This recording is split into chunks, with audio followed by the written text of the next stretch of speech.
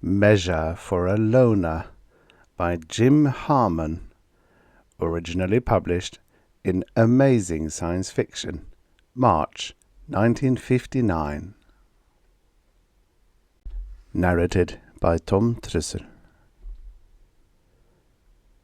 So, General, I came in to tell you I found the loneliest man in the world for the Space Force. How am I supposed to rate his loneliness for you? In mega sorrows or kilo fears?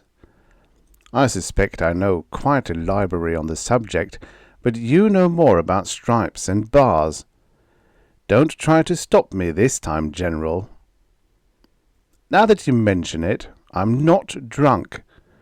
I had to have something to back me up, so I stopped off at the dispensary and stole a needle. I want you to get off my back with that kind of talk. I've got enough there. It bends me over like I had bad kidneys. It isn't any of King Kong's little brothers. They overrate the stuff. It isn't the way you've been riding me either. Never mind what I'm carrying, whatever it is. And believe me, it is. I have to get rid of it. Let me tell it, for God's sake. Then for security's sake. I thought you would let me tell it, General. I've been coming in here and giving you pieces of it for months, but now I want to let you be drenched in the whole thing. You're going to take it all. There were the two of them, the two lonely men, and I found them for you. You remember the way I found them for you. The intercom on my blonde desk made an electronic noise at me, and the words I had been arranging in my mind for the morning letters splattered into alphabet soup like a printer dropping a prepared slug of type. I made the proper motion to still the sound. Yes, I grunted. My secretary cleared her throat on my time. Dr. Thorne, she said, there's a Mr. Madison here to see you. He lays claim to be from the Star Project. He could come in and file his claim, I told the girl. I rummaged in the wastebasket and uncrumpled the morning's facsimile newspaper. It was full of material about the Star Project.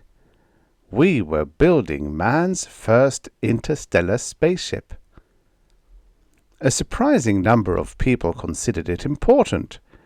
Flipping from the rear to page 1, Wild Bill Starr in the comics, who had been blasting all the way to 41st Subspace Universe for decades, was harking back to the good old days of man's first starflight, which he had made himself through the magic of time travel. The editor was calling the man to make the jaunt the Lindbergh of space, and the staff photographer displayed a still of a Space Force pilot in pressure suit up front, with his face blotted out by an airbrushed interrogation mark. Who was going to be the Lindbergh of space? We had used up the Columbus of space, the Magellan of space, the Van Rek of space. Now it was time for the Lone Eagle, one man who would wait out the light years to Alpha Centauri. I remembered the first Lindbergh. I rode a bus 50 miles to see him at an Air Force Day celebration when I was a dewy-eared kid. It's funny how kids still worship heroes who did everything before they were even born. Uncle Max had told me about standing outside the hospital with a bunch of boys his own age the evening Babe Ruth died of cancer. Lindbergh seemed like an old man to me when I finally saw him, but still active. Nobody had forgotten him. When his speech was over, I cheered him with a rest, just as if I knew what he had been talking about. But I probably knew more about what he meant then as a boy than I did feeling the reality of the newspaper in my hands. Grown up, I can only smile at myself for wanting to go to the stars myself. Madison rapped on my office door and breezed in efficiently. I've always thought Madison was a rather irritating man, likable, but irritating. He's too good-looking, in an unassuming masculine way, to dress so neatly. It makes him look like a mannequin. That polite way of his, of using small words slowly and distinctly, proves that he loves his fellow man, even if his fellow always does have less brains or authority than Madison himself. That belief would be forgivable in him, if it wasn't so often true. Madison folded himself into the canary-yellow client's chair at my direction, and took a leather-bound pocket secretary from inside his almost too snug jacket. "Dr. Thorne," he said expansively, "we need you to help us locate an atavism." I flicked professional smile number 3 at him lightly. "I'm a historical psychologist," I told him. "That sounds in my line. Which of your ancestors are you interested in having me analyze?" "I used the word atavism to mean a reversion to the primitive." I made a pencil mark on my desk pad. I could make notes as well as he could read them.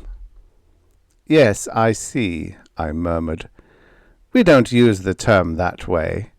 Perhaps you don't understand my work. It's been an honest way to make a living for a few generations, but it's so specialized it might sound foolish to someone outside the psychological industry. I psychoanalyze historical figures for history books, of course, and scholars, interested descendants, what all, and that's all I do." "All you have done," Madison admitted. "But your government is certain that you can do this new work for them. In fact, that you are one of the few men prepared to locate this esoteric, that is, this odd aberration, since I understand you often have to deal with it in analyzing the past. Doctor, we want you to find us a lonely man." I laid my chrome yellow pencil down carefully beside the cream-colored pad. "History is full of loneliness. Most of the so-called great men were rather neurotic, but I thought, Madison, that introspection was pretty much a thing of the, well, past." The government representative inhaled deeply and steepled his manicured fingers. "Our system of childhood psycho-conditioning succeeds in burying loneliness in the subconscious so completely that even the records can't reveal if it was ever present." I cleared my throat in order to stall, to think. "I'm not acquainted with contemporary psychology, Madison. This comes as news to me. You mean people aren't really well adjusted today, that they have just been conditioned to act as if they were?" He nodded. "Yes, that's it. It's ironic. Now we need a lonely man, and we can't find him." "To pilot the interstellar spaceship." "For the Evening Star, yes," Madison agreed. I picked up my pencil and held it between my 2 index fingers. I couldn't think of a damned thing to say. "The whole problem," Madison was saying, "goes back to the early days of space travel. Men were confined in a small area facing infinite space for measureless periods in free fall. Men cracked, and ships, they cracked up. But as space travel advanced, ships got larger, carried more people, more ties, and reminders of human civilization. Pilots became more normal." I made myself look up at the earnest young man. "But now," I said, "now you want me to find you an abnormal pilot who is used to being alone, who can stand it, maybe even like it. Right." I constructed a genuine smile for him for the first time. "Madison, do you really think I can find your man when evidently all the government agencies have failed?" The government representative pocketed his notebook deftly, and then spread his hands clumsily for an instant. "At least, Doctor," he said, "you may know it if you do find him." It was a lonely job to find a lonely man, General, and maybe it was a crooked job to walk a crooked mile to find a crooked man. I had to do it alone. No one else had enough experience in primitive psychology to recognize the phenomenon of loneliness, even as Madison had said. The working conditions suited me. I had to think by myself, but I had a comfortable staff to carry out my ideas. I liked my new office and the executive apartment the government supplied me. I had authority and respect, and I had security. The government assured me they would find further use for my services after I found them their man. I knew this was to keep me from dragging my tracks, but nevertheless I got right down to work. I found Gordon Maverick exactly 5 weeks from the day Madison first visited me in my old office. "Of course, I planned the whole thing, Dr. Thorne," Gordon said crisply. I knew what he meant, although I hadn't guessed it before. He could tell it to me himself, I decided. "Doesn't seem much to brag about," I said. "Anybody who can make up a grocery list should be able to figure out how to isolate himself on Seal Island." He sat forward, a lean Viking with a hot Latin glance, very confident of himself. "I reckoned on you locating me, on you hustling me back to pilot the Evening Star. That's why I holed in there." "I can't accept your story," I lied cheerfully. "Nobody is going to maroon himself on an island for 3 years because of a wild possibility like that." Maverick smiled, and his sureness swelled out until it almost jabbed me in the stomach. "I took a broad gamble," he said. "But it hit the wire, didn't it?" I didn't reply, but he had his answer. Instead, I scanned the report Madison had given me from intelligence concerning the man's unorthodox behavior. Maverick had quit his postgraduate studies and passed by the secured job that had been waiting for him 18 months in a genial government office to barricade himself in an old shelter on Seal Island. It was hard to know what to make of it. He had brought impressive stores of food with him, books, sound and vision tapes, but not telephone or television. For the next 3 years he had had no contact with humanity at all. And he said he had planned it all. "Sure," he drawled. "I knew the government was looking for somebody to steer the interstellar ship that's been gossip for decades. That job," he said distinctly, "is one I would give a lot to settle into." I looked at him across my unlittered brand-new desk and accepted his irritating blonde masculinity, disliked him, admired him, and continued to examine him to decide on my final evaluation. "You've given 3 years already," I said, examining the sheets of the report with which I was thoroughly familiar. He twitched. He didn't like that. Not spending 3 years. It was spendthrift, even if a goodbye. He was planning on winding up somewhere important, and to do it he had to invest his years properly. "You are trying to make me believe you deliberately extrapolated the government's need for a man who could stand being alone for long periods, and then tried to phony up references for the work by staying on that island." "I don't like that word phony," Maverick growled. "No? You name your word for it." Maverick unhinged to his full height. "It was proof," he said. "A test. A man can't test himself." "A lot you know," the big blonde snorted.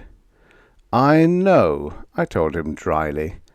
"A man who isn't a hopeless maniac depressive can't consciously create a test for himself that he knows he will fail. You proved you could stay alone on an island, Buster.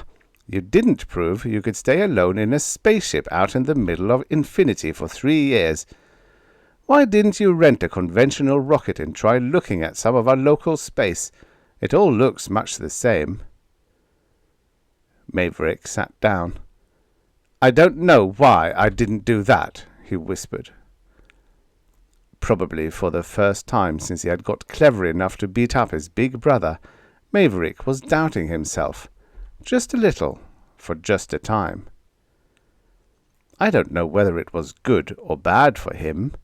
Contemporary psychology isn't in my line. But I knew I couldn't trust a cocky kid. But I had to find out if he could still hit the target uncocked. Stan Johnson was our second lonely man, remember, General? He was stubborn. I questioned him for a half-hour the first day, 2 hours the second, and on the third I turned him over to Madison. Then, as I was having my lunch, I suddenly thought of something and made steps back to my office. I got there just in time to grab Madison's bony wrist. The thing in his fist was silver and sharp, a hypodermic needle.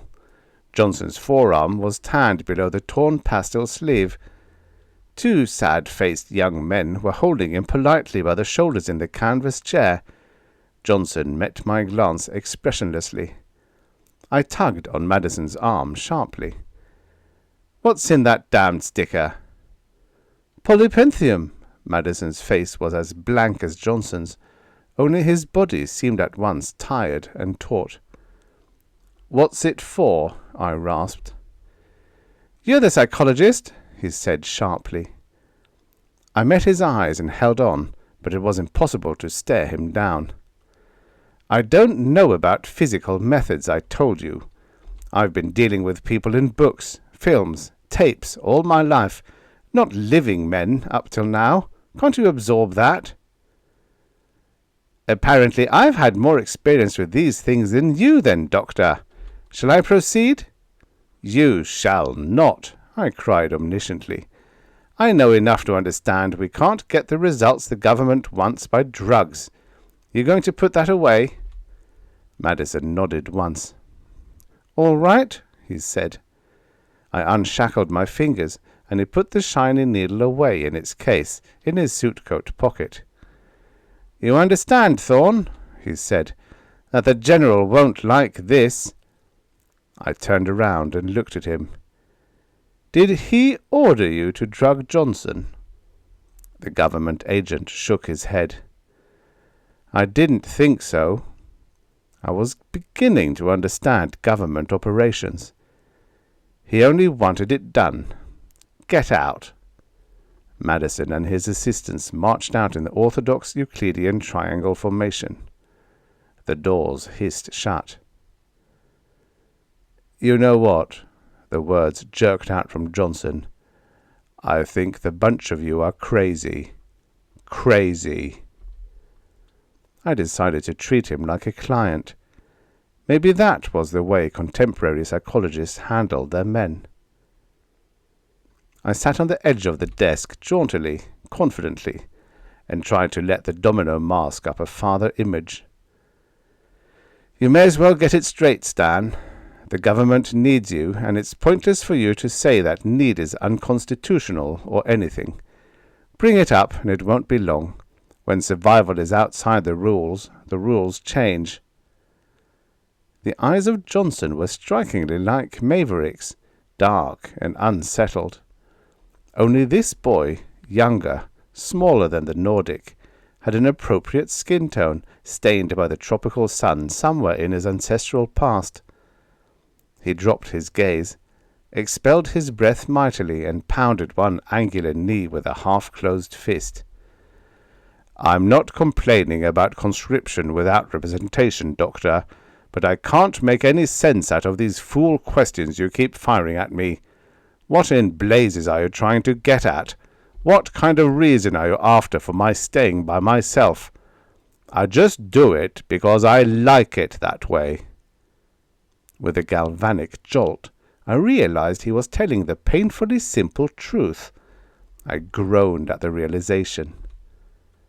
Maverick had convinced all of us that in our well-adjusted, or at any rate well-conditioned world, somebody had to have some purposeful reason in loneliness, solitude, So on that one instance our thinking had already been patterned, discarding all the other evidence of generations that the lonely man was only a personality type, like Johnson. I felt I had achieved at least the quantum state of a fool. Johnson silently studied the half-cupped hands laying in his lap.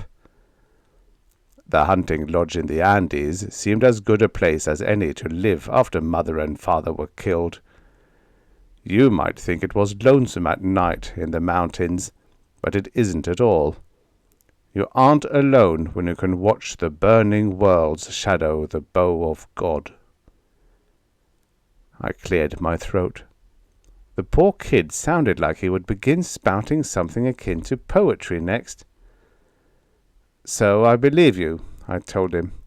That doesn't finish it. We have to convince them. I don't like this, but the simplest way would be to volunteer for their inhibitor injection. I've found out Madison and his crowd don't believe men awake, only assorted dopes. Johnson deflated his area of the room with his breath intake. Okay, he said at last. I guess so.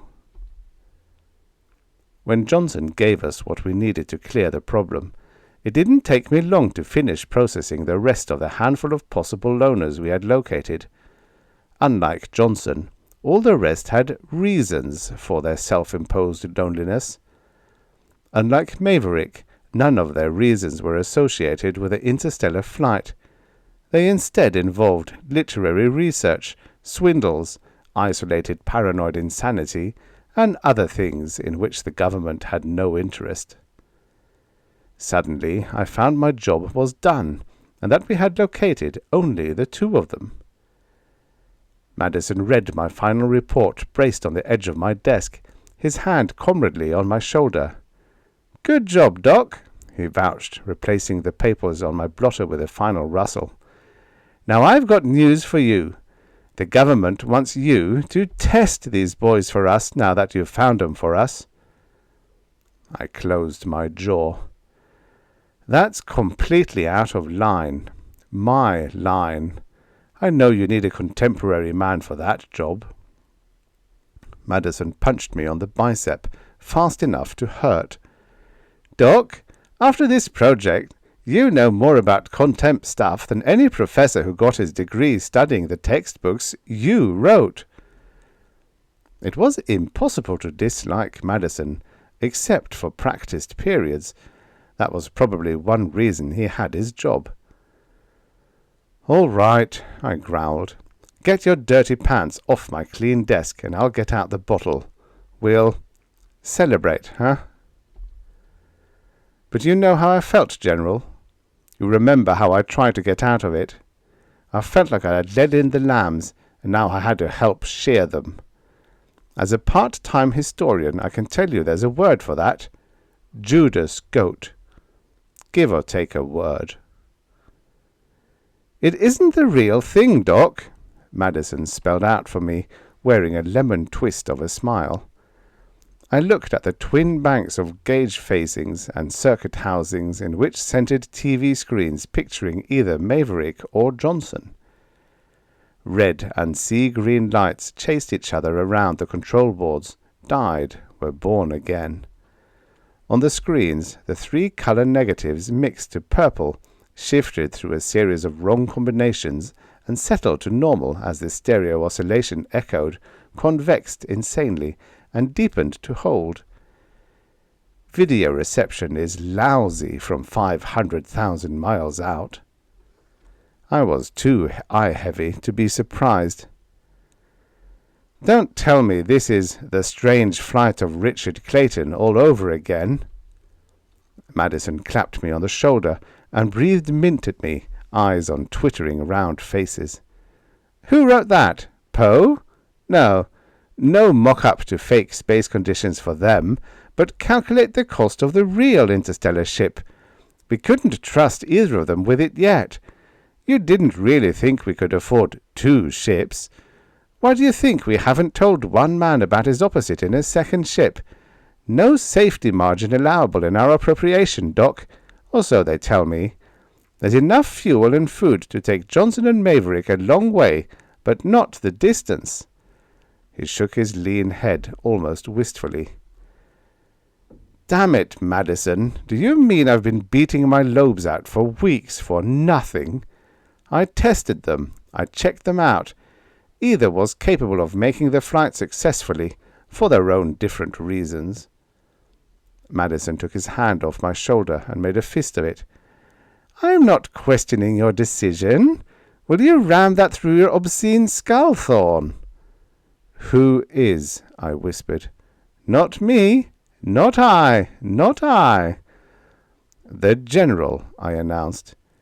Just not me. Was he actually trembling? But it wasn't concern about what I thought of him. Somebody closer, maybe. Things were building up for him. He jammed his nose almost up against the glass dial surfaces, swaying gently in his cups, staring slightly cross-eyed at the arrowed numbers. You'll continue your tests from here, Madison said. Tell them they're going to die. My face was at once cool and damp. That's a tough examination, I gasped. A lie, Madison told me. The boys at Psyche Centra worked out the problems. You told me you wanted me, I screamed at him furiously. Control your passionate, dainty voice. You worked well with those two. The experts could work through you better. Right through me, like a razor blade through margarine, I said. It's not fair. No, it's science. Psychology as a science, not an art. Don't damn me. I'm not the inventor, Madison continued. I'm one of them, I murmured, but I'd just as rather you didn't blame me either. Madison punched the button for me with a palsied, manicured thumb. Guess what, Maverick? I said viciously. You're going to die. What the blazes are you babbling about? The blonde doll snapped at me from the box of the video screen. I scanned the typed, stiff-backed idiot prompters Madison shoved into my fist. It's true. You can't get out alive. What's happened? His face perfectly blank. Nothing out of the ordinary, I said. They have just informed me it was planned this way. It wasn't possible to build a round-trip rocket yet. You need a lot of fuel to make course adjustments for the curvature of space, so forth. The radio will send back your reports on the Alpha Centaurian planets. Undoubtedly, by all rules of probability, they won't support life without a mass of equipment. They suckered me too, Maverick, I swear. You're turning back? No, he said almost immediately. I thought you were after the rewards, trained to get them. You won't be able to enjoy them posthumously. The video blanked. He had turned off his camera. I guess I thought so, Maverick's voice said. But I kind of like it out here, alone. I like people, but back there's no one to touch. They smother you, but you can't reach them. I can't do anything better back there than I can do here. Madison got a bottle, and he and I got sloppily drunk, leaning on each other, singing innocently obscene songs of our youth. The technicians, good government men, were openly disgusted with us. 2 hours after we had contacted Maverick, I left Madison snoring on the desk and lurched to the control board, bunching my soiled shirt at the throat with my hand. I called Johnson. Going to die, Johnson. Tricked you. Can't get back, Johnson. Not ever. No fuel. Ha! You can't ever go home again, Johnson. Like that, you damned runny-nosed little poet. His dark face worked weakly. Ha! He sure as thunderation didn't like it. He asked for the bloody details, and I fed them to him. Turning back, aren't you? I jeered. I just wanted a place and a time for thinking, he said across the solar system. But I'll die, and I don't know if you can dream in death. Just what I thought, I sneered. I'm not turning back, he said slowly. People need me. I've got a job to do. Haven't I? Haven't I? No, I screamed at him. You're just using that as an excuse to kill yourself. Don't try to tell me you're not weak. Don't you try to make me think you're strong. Hear me, Johnson, hear me? But he couldn't hear me. One of the government technicians had broken the contact before that last spurt. This is good, Madison said, pawing fuzzily at his pocket. Really good. I studied the 3 or 4 watch dials wobbling up and down my elongated wrist. They seemed to say it was almost sunrise.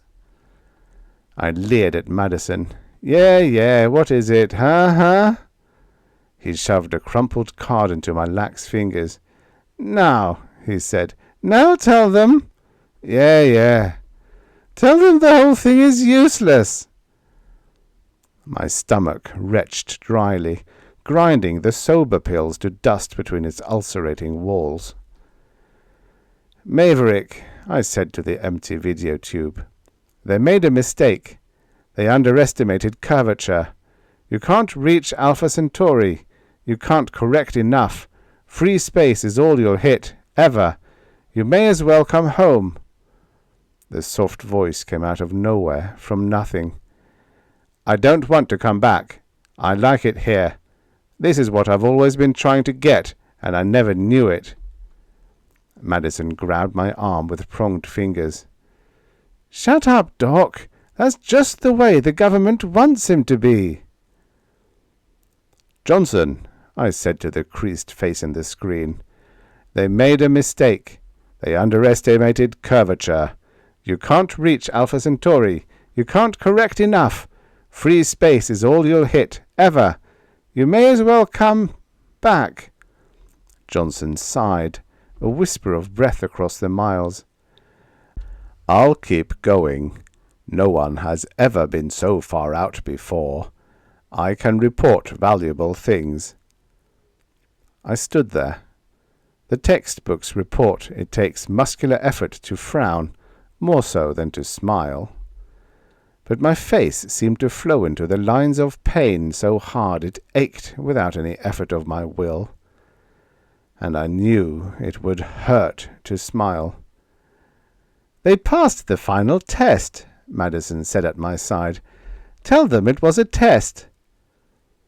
I would do it for him. I didn't need to do it for myself.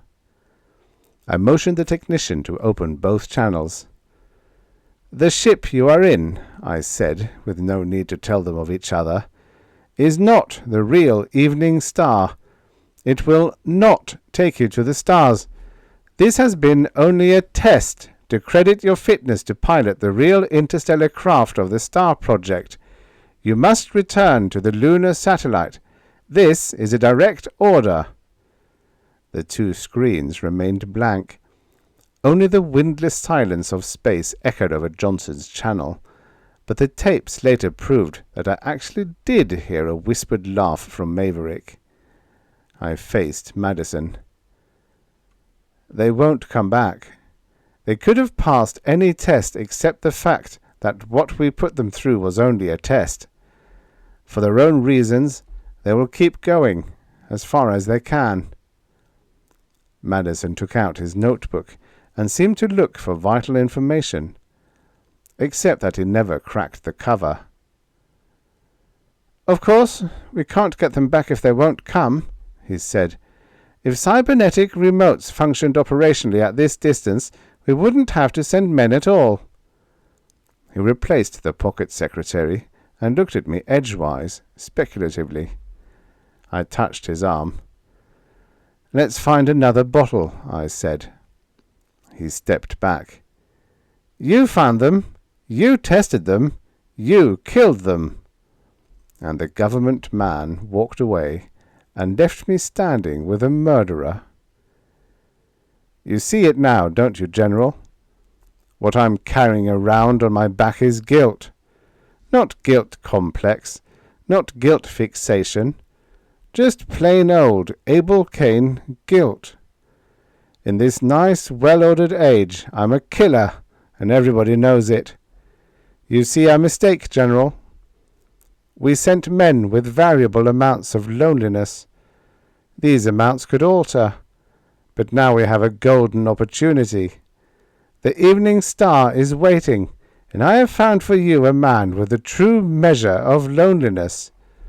It is impossible for this man to become any more or any less lonely. It isn't the ultimate possible loneliness. Understand that, General. It's just that by himself or with others, he is always in a crowd of 3, no more, no less. The interstellar ship is waiting.